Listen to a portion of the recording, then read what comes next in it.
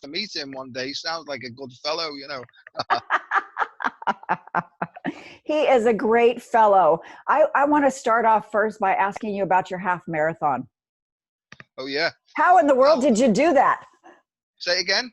How in the world did you do that? Just one step at a time. They are. There's a little, Yeah.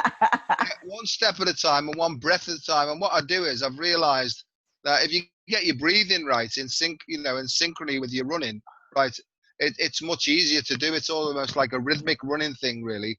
And last year I did 8 half marathons. I'm coming up to 65 years of age. I Wow. did 8 half marathons, not because I'm a show off, but just because when I'm doing marathons, it's not half marathons and marathons. I don't do it quickly, somewhere in the middle, but I Uh-huh. really enjoy it. It's almost like a mindful meditation to me, really. And this is Right. something that I've learned, you know, part of my, well, a massive part of my recovery is to understand about focusing on your breath, really. Mhm. And before, when I got very ill, and I'll talk about that as we go along, I didn't have a clue about myself, you know. I had no idea about listening to my body and to the signals that my body was sending me, because my head was so far removed from my body. I was just Yeah. trapped in this sort of matrix of lunacy, if you like, you know. And, you know, I see for myself that sometimes individuals, and I've known a lot of individuals, have to become really, really ill before they get the message. And you know, Dawn, what the message is. It's to Yes. love yourself first and Yes. foremost, you know. And Yes. you know, when people say that, oh, you don't love yourself, a lot of them don't really understand what it means until you've been through that personal lived experience, you know. Don't So do I'm you do sort of, you sorry. go ahead? No, go ahead. No, I just think I'm sort of glad now that I'm on this other side of it. But when Yeah. I was going through all this stuff, I didn't have a bloody clue. I've Yeah. no idea. You know, I had all sorts of qualifications and certificates and diplomas, and I was really sort of, I was seen as quite sort of clever in my particular field, you know, and ahead of the game. But about myself, I didn't have a clue. Well, that's the thing, Joe. I wonder. Well, and I've often thought that people who struggle with any issues, like you said, they're out of their body. It's because they don't know how to process their own emotional being. Yeah. Oh yeah, I couldn't agree more. I think more and more of us are sort of cognitive. We're head based. We're like heads on sticks, really, and Yeah. we've lost all that self awareness and that body sensory awareness. You know, and my job. I mean, loads of people are trying to have out of body experiences, and I was trying to have an in body And experience. body. Yeah, yeah. So what I've learned over time, and this is what I show other people now, I show them how to reconnect to their body, how to breathe in certain ways, how to use their emotion in certain ways to basically stick their head back onto their body so that Mhm. it can work as one holistic unit, really. Do you think that it all starts with the breath? No, I think it all starts with the soul. Hmm. You know, and I think now, you know, I don't have a religion as such now, but I feel personally that one life's not enough to explore all the riches of human experience and emotion. So Yeah. my view is now, and you know, I'm a scientist, and I have a skeptical part of me that keeps an open mind, you know, that says I don't really know 100%. So I think there's an element of doubt that's in there, because Hmm. that helps discernment, really. I don't believe anything 100%, you know, including the nonsense that I come out with. You know, all I can say is that what I believe today may change tomorrow. And if it does, I'm of a mindset now where I can let the old beliefs go to be supplanted by the new ones until there's time to go and carry on. So I honestly feel at depth, right, that before I came here, I sort of signed a soul contract to say, Hmm. this is what I want to experience this time around. You know, now whether or not it's a reincarnation or whether it's just a different dimension, or I don't know, you know. And I've Right. looked at all the philosophies of the world, all the religions, right? And it seems that more people than not believe that there's life after death and there's some sort of eternal progress for the soul, you know. And I don't know what a soul looks like, but I certainly know what my soul feels like now. Why do you think that so many people are just walking around unaware of their souls? I mean, because that's like, how did you discover your soul? Yeah. Well, I use the old joke, it is all about arseholes, and, that means something different in the UK. But, but it has become about that to me, because I think what happens is the soul, right, has different levels of advancement or evolution. I Uh-huh. think there's eternal progress of the souls. So the world as it's set up now is absolutely perfect for the individual soul to learn the lesson that it's signed up to come here for, you see. So that's In why I the don't in the think that we. in the human body. Yeah, yeah, I think that we're all spirits on human journey. Or let me say this way, I feel that I am a spirit on a human journey. And Uh-huh. for a long time, I felt that I was a human trying to get a bit lighter, a bit more vitality, and have a spiritual experience. And I see it completely the other way, not the wrong way around, the right way around. I see it completely the other way around now, where what's actually happening is, as there seems to be a great astrological shift going on in the cosmos at the moment, Yes. and they're calling this the Great Shift. And in 2011, out of the blue, I got this it was almost like a voice, but not quite an audible voice. And it was saying, you need to learn about consciousness and the shift in consciousness. And I thought, why is my head telling me this, you see? Right. That was 2011, and in 2012 I'm starting to give talks and lectures on the great shift in consciousness. It happened that quickly to me. And Wow. by this time I'd already been sort of practicing mindful techniques for quite a long time, and I know now when my intuition or my soul or my spirit is guiding me, it sort of sends me thoughts that won't leave me alone until I've actually taken some action on them. Mm-hmm. And so I think that what's actually happening is, as this great shift of consciousness comes in, it's almost like a great big wave of cleansing that's happening across the globe. I don't really feel anybody's going to get away with anything. And so we're almost, some people call it the truth vibration. So we're almost being forced now to face our own behaviors and take personal responsibility for the choices we make and the actions that we take. That's where I really feel it is now.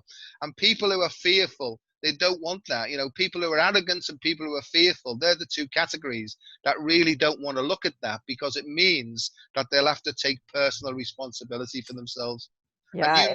Dawn, and we've talked about this, whether we like it or not, right? What you give out, you get back, right? Right. And Right. if you're pointing the finger like that, there's always three fingers coming back, because it's your choice. I call this the I am approach, and this is like the ism, I, self, me. Mm-hmm. How am I attracting this to me? And what's this trying to teach me? And if you're sort of a person who's still into sort of, let's say the word, Joe, if you're still into victim mode and you're blaming everything outside of yourself, then you're truly disempowered. And basically, that's where I had to get to. I had to get to a point of suicide before I realized it was my choices that were putting me in the positions that I was in. Yeah. How can you sort of explain your journey, through your addiction to Yeah. your suicidal attempt? I mean, that's a really scary place to be.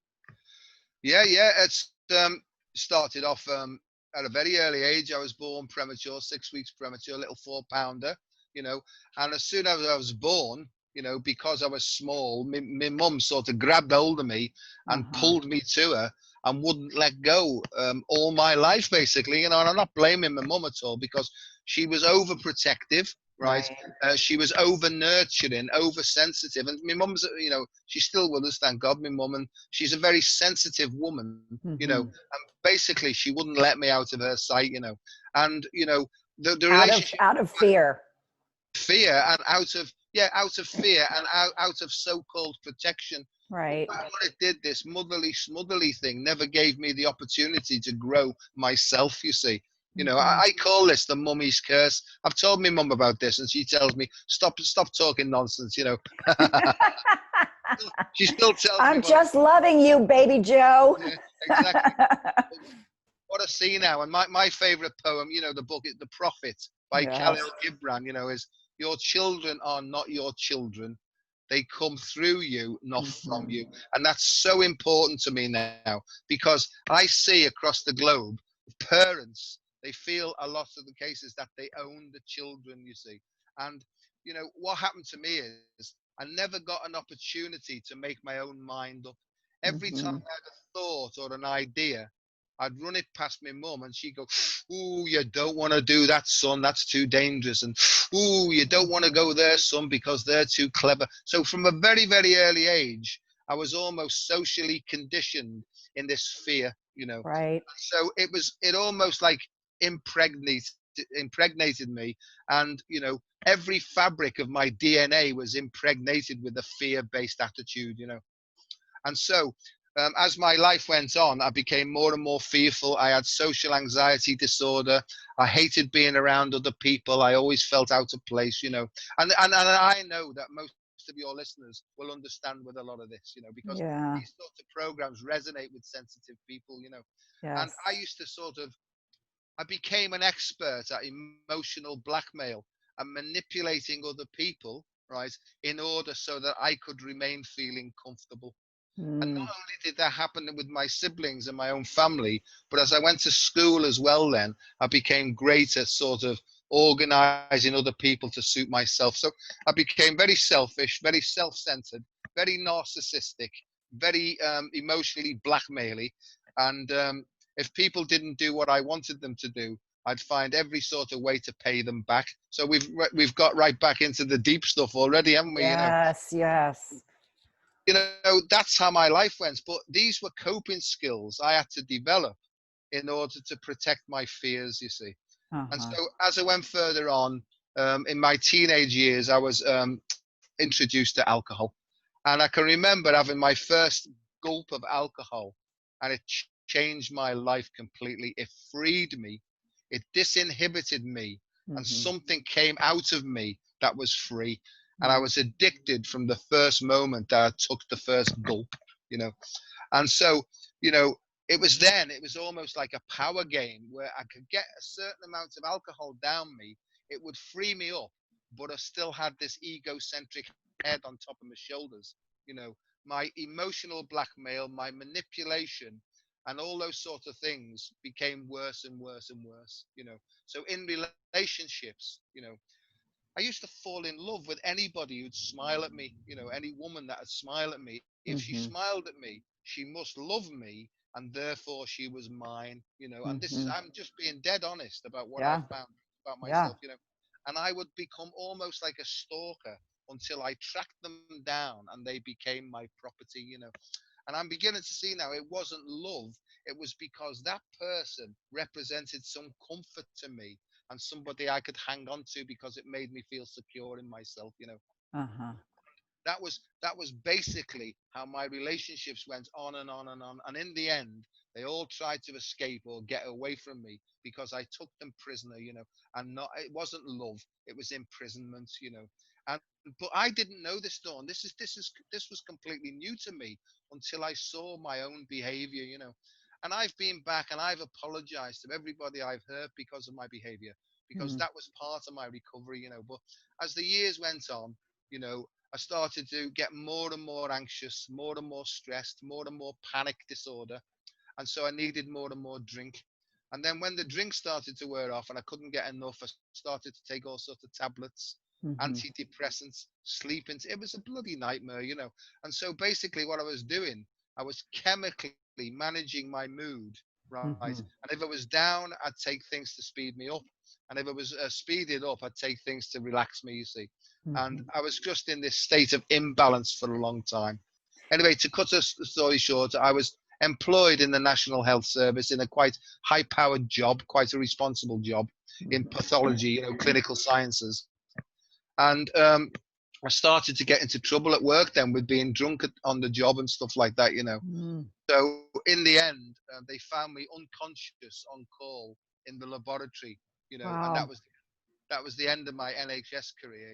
And then for years I was unemployable because I was so ill, but I was still drinking and drinking and drinking. In the end, my wife, who I was married to then with the children, they had to let me go because I was just unhandleable. Wow. And then I found myself in a horrible, poxy little dirty flat, with no money and stuff like that. And I made my first attempt to do myself in, and again, these were serious attempts, but it didn't work, you know. And then there was a time when I sort of gathered my forces again, recouped a bit, and tried to get clean. But Hmm. sooner or later, the drink caught up with me, and I was back on that bandwagon again. Anyway, to cut a long story short, I ended up homeless. I was sleeping on the streets. I was sleeping in parks. I was having to go to the toilet in McDonald's and wash myself and go to the loo, and it was Uh-huh. horrendous. I had no money. I ended up begging. I was picking up cigarette ends from the pavement and stuff like that. So that's where my journey took me. Where And where was where was your mom at this point? yeah, my mum and dad, they tried for years and years and years to help me. And in the Uh-huh. end, what happened, they had to let go of me too, because my illness was causing them to become ill. You Uh-huh. know, and they went to a fellowship called Al-Anon, which was it's a sister fellowship of Alcoholics Anonymous. I'd been Yes. to Alcoholics Anonymous, right, and I couldn't understand what they were talking about. And I tried to follow the instructions, but as they say in AA, I wasn't ready to hear the message. Right. But but what happened was my mum and dad went to Al-Anon, and they said you need to detach with love. You know that you love him, but you've got to let go of your bindings or your bonds. It's not that you don't love him anymore, but you've got to allow him the personal responsibility to realize that it's his choices that are causing him to be like this. And I Dawn, I I would remember, imagine that's the hardest thing to do as a parent, to well, my let mum your to let your kid fall and yeah, fail. yeah, well, this was when the first opportunity, my mum had the opportunity to cut the apron strings. Hmm. Because, Dawn, and I'll be honest about it, when I really got drunk, I used to ring my mum up at 2 and 3 and 4 in the morning and call her all the horrible names under the sun. I would Hmm. say, it's your fault, you horrible diddly diddly diddly, because I'm like this. And the thing about it is, this illness, call it an evil, call it illness, it works through people to destroy other people. Hmm. And my mum went to Al-Anon, and they suggested to her that she'd have to turn her back on me. And what happened was, I was in the local mall or whatever they call it, and I saw my mother. I was homeless, and I went up to her and I said, "Mum, can you lend me £10, or that'd be $10. I haven't had anything to eat for ages, and I swear to you, I'm just going to get something to eat and all that." And she said, "Son, we're going to wash our hands of you now. You're on your own." And she turned Wow. round. She turned round and she walked away, Dawn. And my head, I remember my head thinking, that's my mother. She'll turn around in a minute. So I'm still playing, even in my illness. I'm Uh-huh. still playing these emotional blackmail games. And Dawn, what happened is I'm feeling sad talking about this now, but she kept walking, and something snapped at the level of my heart, right? Mm. And my mum, my mum doing that has saved my life, because she had to take that step to save her life. Yeah. And that's what emotional bondage is, you Yeah. know, that we're all wrapped up, or most people are wrapped up in the bonds connected to other people. And my job now is to help people to understand this story, to help them to free themselves from the emotional ties with other people. Because if you're tied to somebody else, it's still a conditional holding. It's not love. It's put across in the human spheres as love, but it's actually bondage, right? And my mum walked away. Something snapped in me, and then the next day I went back to Alcoholics Anonymous, and I haven't had a drink for 27 and a half years as a consequence of my mum's action. And that's how powerful this thing is, because she was still hanging on to me at a Uh-huh. soul level, and she wouldn't let me go. So my mum had to let me go in order to find my own feet, you see. I would imagine, as your mom, if I was walking away from my little boy who's a grown man, I would be bawling my eyes out because She was, I mean she I'm was done. I'm just think like I'm getting teary thinking about it right now. It's like breaking her heart that you are so that you seem so helpless, and that she wants to help you, but she knows the only thing that will help you is for you to take responsibility for yourself. it's a bloody hard lesson, and I think that the world has got to live. It's got to understand and start to live this lesson now. We've Uh-huh. got to basically break the ties where we're bound to other people, because if we're not free from ties, then we're not free in spirit. And I think that that's what really this new spirit of enlightenment's about is. It's called personal sovereignty.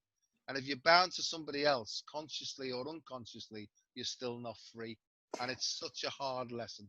But there's a difference, Joe, between feeling connected to someone Yeah. and the alcoholics, the AA world, that codependence.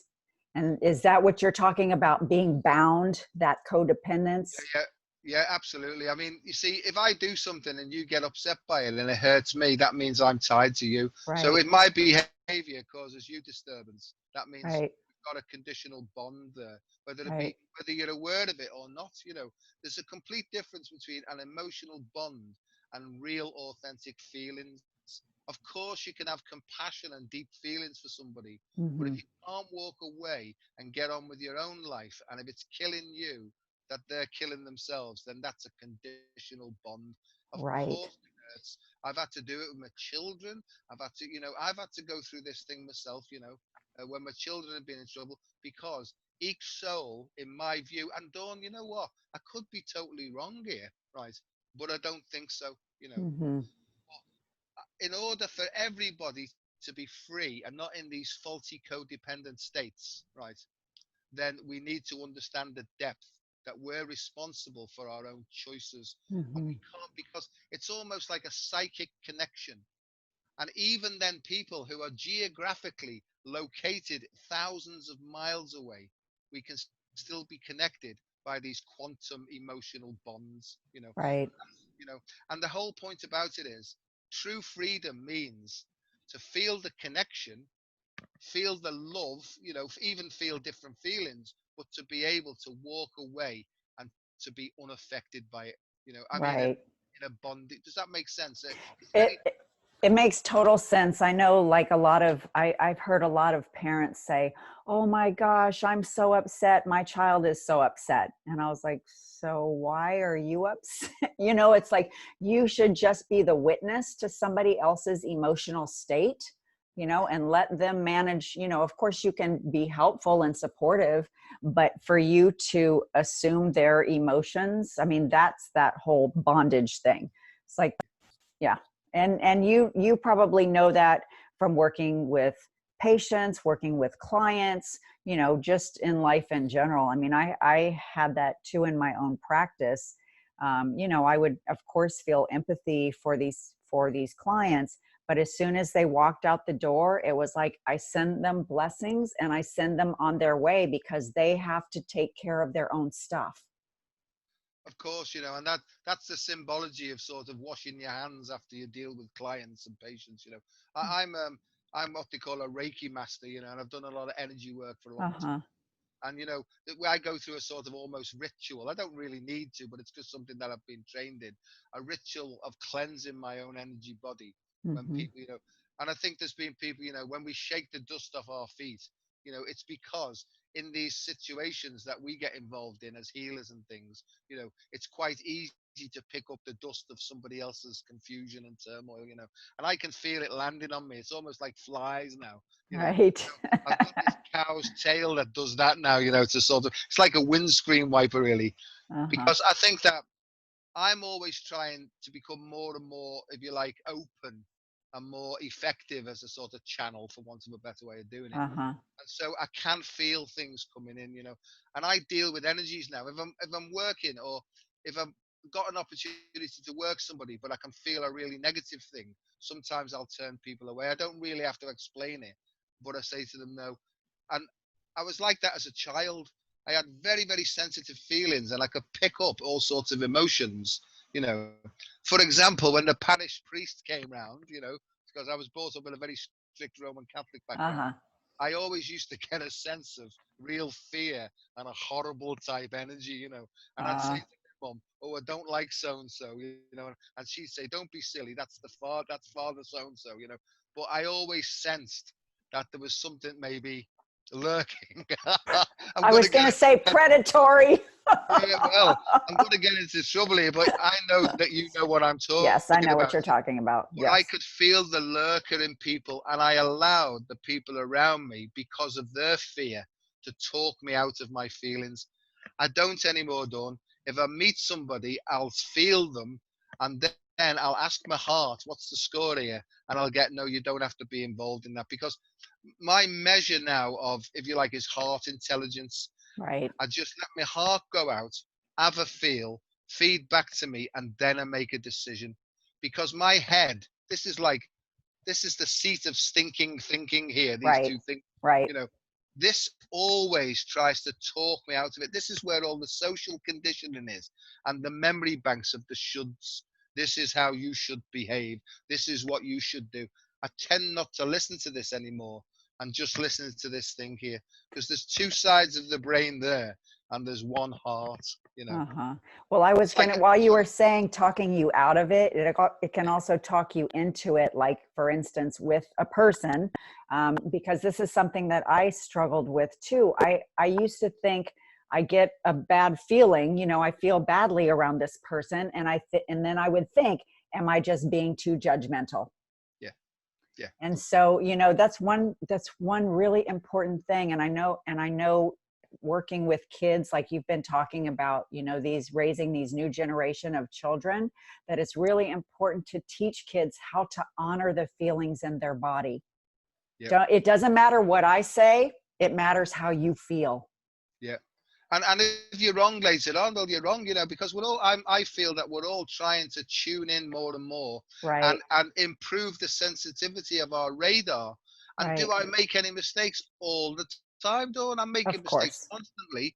But it's teaching me more and more to tune in and to become more discerning and discriminating, really, because that's what let me down. And at 11, I went away to a priest training college, a seminary, you know, and lots of things happened to me there.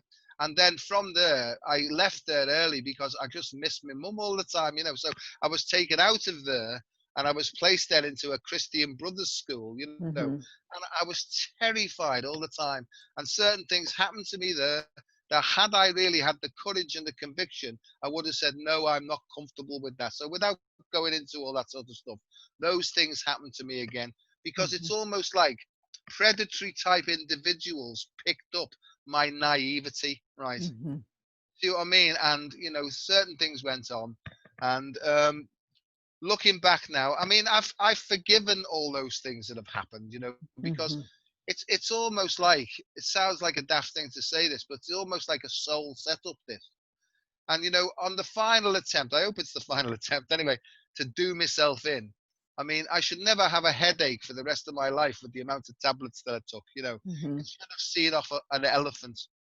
But what actually happened is, when I made a real decision and I woke up calm, it was almost like I'd come to the decision, this is the end of it now. I'm hurting myself. I've hurt all the people around me. I don't know what to do here. And I'd turn my back onto religion and stuff like that, and Hmm. God and the universe. I just had enough, because it just wasn't working out. But on this day, I knelt down on the floor and I said, look, God, I'm so sorry, but I've tried my utmost here to live what I feel is a decent and honest life. And it seems like everything's going against me. So I said, please do me a favor. Will you make this the end of it? Right. And no shit, no messing about, Dawn. I felt this peace that passeth all understanding. It descended upon me, Hmm. and in a moment, and it seemed like a moment, but it was a long, long time. I got, I got the understanding of what the universe was about. I got all these visions and pictures. I heard all sorts of sounds. I was given a mathematical formula about the formula. This is how the earth was created. And I was almost like in this sort of, isn't this great? you know. You were in the I am Yeah, experience. absolutely. So I was right in the middle of the whirlpool, in Yeah. this great stillness. And I know now what that is. In this still point, I got downloaded with all the information to Uh-huh. make it worthwhile. And then what happened was, then is, it's almost like a voice said to me, son, you signed up for this. Hmm. And it was hilarious because there was a chuckle involved. I'm trying to do myself in, and this thing And I within me, signed up for this. Are you crazy? this thing within me is chuckling. He said, "If you can't take a joke, you shouldn't have signed the form, right?" And then what I got was, son, you did sign up for this. You wanted to help. Yeah. You've put your name down as a teacher. What you've got to do now is turn round, walk back through this, and improve your life based upon what we're suggesting to you. You know, so it was almost like my heart. It was God. It was the spirit. It was soul. I don't put labels on it because that causes confusion. But what happened is, you know, everything started to change. Then my mind Yeah. opened, and this feeling, which has never left me, this flowy feeling. Um, I know now when I'm in misalignment with this feeling because I start to feel disturbed and uncomfortable. You know. Hmm. And so that's my way now. And you know, we talked about focus on feelings first. My thing now is don't focus on thinking and trying to analyze stuff. Right. Is sit in your heart, and this is what I teach now. This thing called the I am approach. Excuse me. It stands for internal asset management. Hmm. And what that means is most people have got no idea of what their innate skills and gifts and abilities are Hmm. because we've almost been conditioned into areas, right, where we're not so skillful. And that's to actually please and to work for things outside of ourselves. Right. I've been shown now that if we focus on what's strong in us, not what's wrong with us, right, things start to change. But it takes courage to break away from that external thing. You know, when you look outwards, you're expecting, but when you look inwards, you're inspecting. And I Hmm. think that's what I try and help people with is to take their head off, to turn it round, to look in the other way, to dig deep and find their gifts, their abilities, their talents, their enthusiasm, Right. and what gives them joy. Because believe Exactly. it or not, believe it or not, right, if you do things that you're good, and if you keep doing things that you're not happy about, it makes you feel shit, right? So it's not hard, is it? You know, is make a list of things that you enjoy, do more of it, and do less of the other Exactly. stuff as you'll sort of Exactly. extricate yourself from the Right. prison that you've created. I know you've said, is this healthy or is this harmful, right? Yeah, And it's yeah. like, is this propelling you to do and be more of who you are and what you want, or not, or taking you away from that stuff? Yeah. It's difficult because it takes courage to turn your back on everything that's not you. This is the whole thing I've learned is the real me is deep in the core of my heart. The Right. soul, the I am, is the real essential me. And it's not even called Joe Delaney. It's called I am, you know. So it's nameless. It hasn't got a name. Right. It's just this thing that pours out love, you know. And it's the love's not aimed at anybody. It's not trying to hang on to somebody, you know, and suck Right. them in, you know, like the old Joe, you know. This love is there, it's free, it's open and flowing. And it's for everybody, you know. And I didn't know that because I always thought there had to be some object to the love, you see. And that's why most of my relations got into trouble. And the imprisonment thing came is because Hmm. when they tried to escape, you know, I would try my utmost to imprison them even further, you know. So Right. I've learned that. I've learned that we don't own anything at all, you know. That's the whole thing when you're with somebody. I think, was it Thich Nhat Hanh that said, the best expression of love is freedom. You know, that you are loving your partner or the people in your life, and you honor their freedom. Absolutely, absolutely. And if they're not happy in the relationship, the most loving thing you can do is let go. Let Let go. go. You know, because who are we to like imprison people because it might be directing them away from what their true soul's purpose is, you know. You know, Right, and because what I think you should be doing yeah, yeah, is my should, not your want, or desire. yeah. And when people ask me, what, Dr. Joe, what should I do next? I'll say, I've got no idea. I don't even know. I don't even know what I should do with my own life, Exactly. because it pops up moment to moment, Yeah. And my whole philosophy is, now, don't try and work anything out. Trust that your intuition and your soul has got it sorted, right? It knows what you came here to do exactly. So Hmm. why don't you just let one bubble come up at a time and do what's right in front of you? Live from one moment to the next. But the head wants to come in and say, well, what's going to happen in Right. 3 years' time? As soon as my head gets into that and it goes further than the end of my nose, I start to feel the old fears coming back in. And that's Yeah. because my ego needs to know, and my soul says, no, you don't. Right. Right.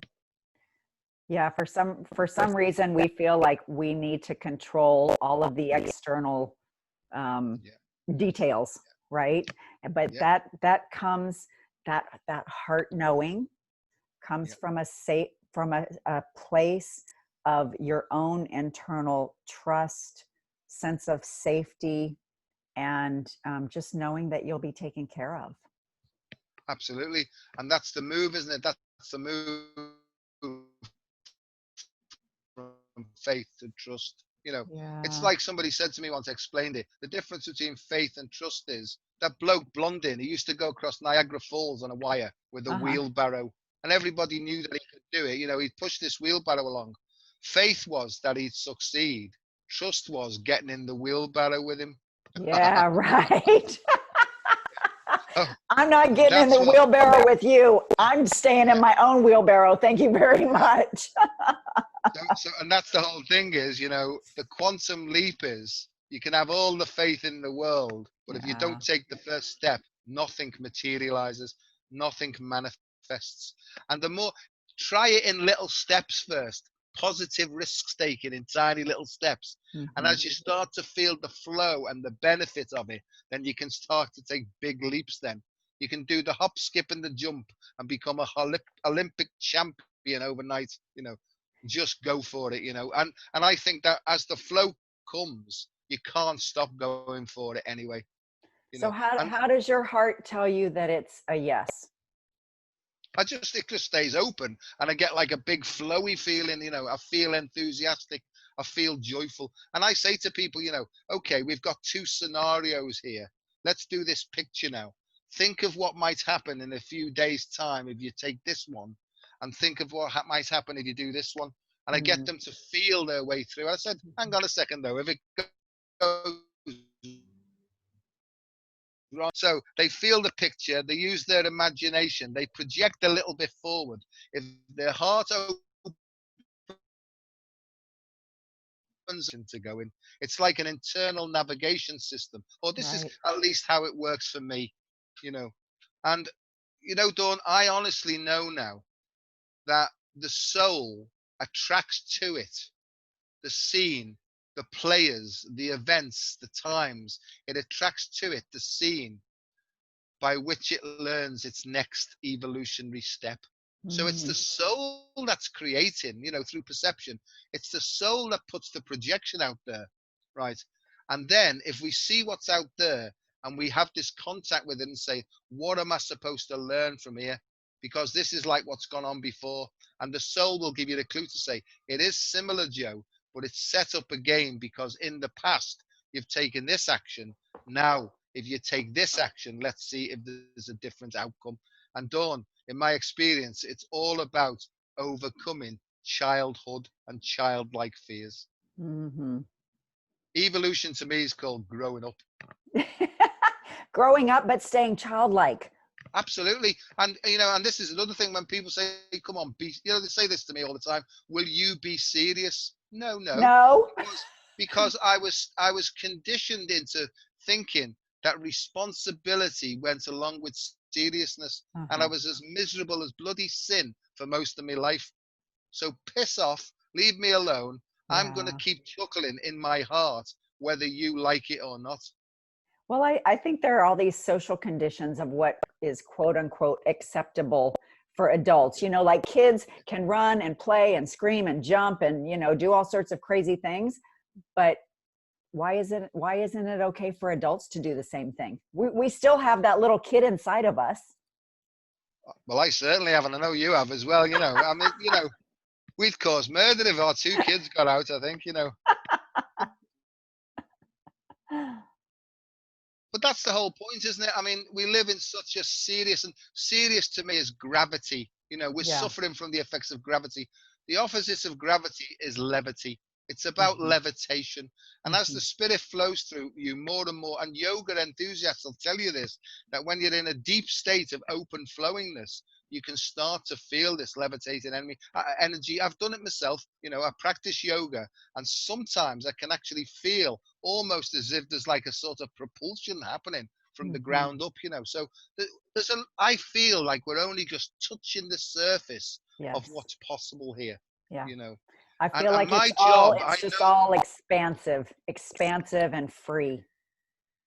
exactly, and it's something that allows for limitless expansion. There's no Yes. limit to this.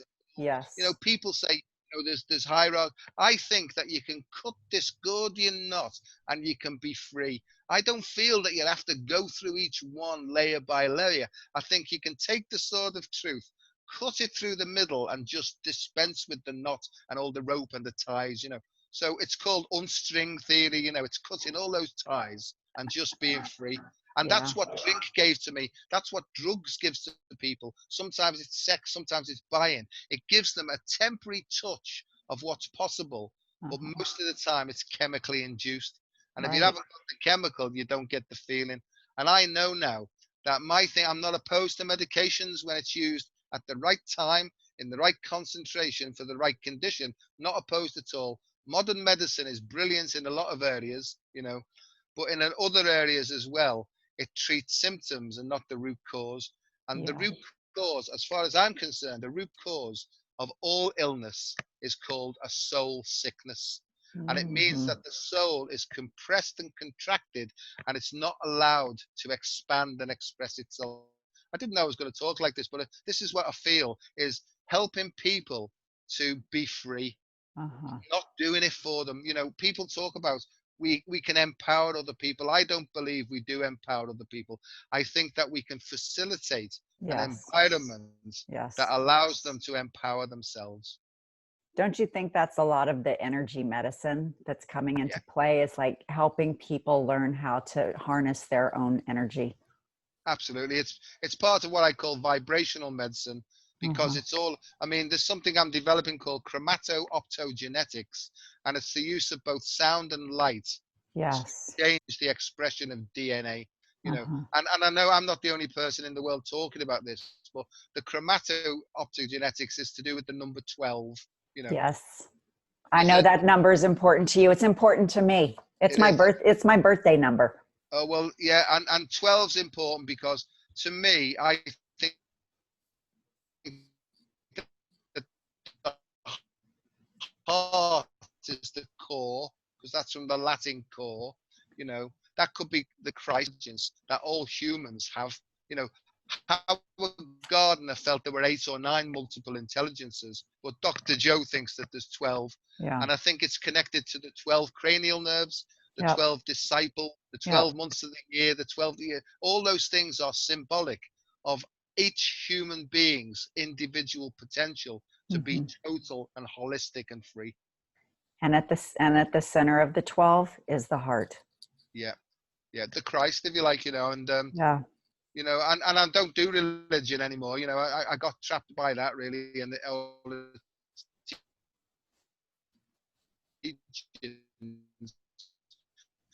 But my more joyful, and you're better to be around, and you're more helpful than carry on doing what you're doing. You know what I mean? Hmm. So how have your relationships changed as a result of your own transformation? Completely different now. It's I live a day at a time, and whoever I'm with, you know, I allow them the same privilege. Really, you know. Hmm. And if they try and control me, then I have to suggest, hang on a second, I'll look after myself, thanks. You look after yourself, you know what I mean? And of course, you know, in relationships, I think twin souls are meant to really get together to cause murder with one another, because I think when you're in that, you can start. No, no, I see this. It would be lovely to meet a twin soul and then go on happily ever after without an argument, but that's not been my experience. My experience is once you know that you're responsible for your own emotional state, and it's actually connected to some sort of trigger within us, mostly from our childhood, but also from past life conditionings as well, then every time you feel emotionally disturbed, right, we want to blame the other person, but they're not doing it to you. It's the way that you're processing the information that's the problem. So in Right. order to take the hook out, you know, it's like I call it a resonant remembrance, really, because it's attached to a pattern that happened before, but it looks like it's the same thing again. It's not the same thing. It's similar, only to teach you where your hooks and your are buried. And to Right. get to that stage, you're doing well if you really understand that in the heat of an argument, and you can say, hang on a second, I've got to look at my side of the street here. So Hmm. if in arguments with anybody, whether you're living with them or you're working with them, if you feel a tug, it's got nothing to do with them. In fact, the people who cause you the greatest pain are the greatest gift in the end. Yeah. but it doesn't feel like that at the time. Thank you. Thank you. Big thank you to my ex-husband. Yeah. Yeah, no, and I see that now, the people who've really been my sworn enemies, I can see that they were highlighting in me my fear, my Hmm. inability to say no, my Hmm. inability to stand up for myself. So I see that now, you Yeah. know. And believe it or not, I know you find it hard to believe, but I was like, I was afraid to say boo to a goose, I wouldn't speak at parties and things like that. I'd be in the corner, Yeah, I terrified. cannot imagine that at all. No, I know that. Yeah, well, this is called the balancing out Says the man who spent process. how many weeks in Ibiza? Yeah, yeah, absolutely. But that was part of my freedom as well. Is I didn't go over there to find anybody. I Yeah. just went over there for a fortnight of just dancing, no drink, no drugs, no nothing, Yeah. just lime and soda, and on the dance floor because I couldn't give a shit now. I just get out there. And when my kids are with me at these things, they're horrified. Oh God, here goes me dad again. But Oh that God, would he's have going to stopped me embarrass before. us. Yeah, yeah. And I don't care now. And my kids know now because they're looking at me as if to say, "What's he gonna do this time?" So that's what I'm up to. I'm up to allowing people to grow up themselves. Yeah. And of course, there's always a balance when we're bringing kids up. There's always that balance between fear's not good, but caution's absolutely necessary. Right. So again, it's to ask your heart, what's the thing to do here? And Right. sometimes your heart will guide you to step in, and sometimes your heart will guide you to step out. And my view is what you did yesterday won't necessarily work today. That's why we've got to live moment to moment to moment, in my experience. Yeah, exactly. Well, I am trying to honor your time. So I'm going to ask you my last question that I always ask my guests is how do you define real love? It's a feeling. It's just a feeling of freedom. It's just the freedom of freedom. It's not attached to anything or anybody. Mm, And it's to do with self-love at depth, mhm, because the ego, which is absolutely necessary, right, is just a tiny mind that sits in front of a massive big mind behind it. So there's little mind and big mind. And I think where I was for a long time, I was so contracted. you know I didn't realize there was so much more to offer. And I think once you let go of the bonds, I don't think you can get shut of the ego, but you can certainly let go of the ego's bonds. And that's mhm. what gives you freedom. And if you can do it in a real, authentic, rough, honest, open, transparent way, if you can just let go, it comes in to bring you up and take you on a journey to the stars. My God, I've become a poet. So how does somebody know if they're giving themselves love? What does it feel like? It feels just like I feel now, right? Yeah. Because there's a light-heartedness, Uh-huh. there's a sense of levity, there's a sense of love. It's hard to explain. It's just a feeling. You can't really define it, because I think as soon as you start to define it, it starts to You disappear. limit it. Yeah, because your head's back in charge, and you're thinking, hang on a second, Yeah. So this is beyond words. Love comes before words. It's before the script, Uh-huh. So I don't think we have to rewrite a new script. I just think we need to throw the book away, because I don't think there's any rules other than if you're feeling emotionally disturbed, stop, take a step back, reconnect with your heart, open it up again, or allow it to open you up, and carry on again. So Mm. that's how I try and do it now. I tune my left ear into the way I'm feeling. And if I'm not feeling 100% flowing, I'll go back, do some mindfulness, drop in, ask my heart, what is it? You know. And sometimes it's just because my shoes are too tight. So it's, no, honestly, it could be physically, emotional, mental, Right. spiritual, you know, You have to check all the boxes. absolutely. And I think there's those four quadrants: physical, emotional, mental, and spiritual. Yeah. And I say to my heart, which is it? Okay, put some slippers on and you'll feel better. It is a pleasure talking to you, Joe. I hope that you will be willing to come back and talk some more to me. Of course, I'd love to. I'd love to. I feel like we've only just started. We have only just started, for sure. We have only just scratched the surface. We've only just begun, as the carpenters used to say. So if people want to find out more about your work, how can they get in touch with you? Well, I'm on Facebook. If they put Dr. Joe Delaney in, or Joseph Delaney, Uh-huh. right? There's a Facebook thing that should come up. I've got a website which is under reconstruction at the moment, and that's drjoedelaney.com. Mm-hmm. And I'm sort of not available to do one-to-one stuff. I know that sounds terrible, but I'm just so No, it's not. overwhelmed. Yeah, you have a lot going on. I mean, you're teaching to big groups of people. hmm And so, in that regard, what I try and tend to do is when I've got a chance is put stuff on Facebook. But I think if they just put Dr. Joe Delaney in Okay. on Instagram and things like that, it should come up. But I do have a YouTube channel now. It's called the I Am Approach to Health and Wellbeing. That's a YouTube channel, and there's Mm-hmm. quite a few sort of interviews there with Todd Medina and Sifu Boggy and Shanine, Uh-huh. lovely mate Shanine, who I absolutely I My lovely adore. mate. Yes, I adore Yeah, her my lovely too. mate. Well, I'm going to see it on next Monday, next Sunday and Monday, so I'm looking Oh, forward to I'm that. Yeah, sure you will have a brilliant time together. Lots of laughing and fun. absolutely, absolutely.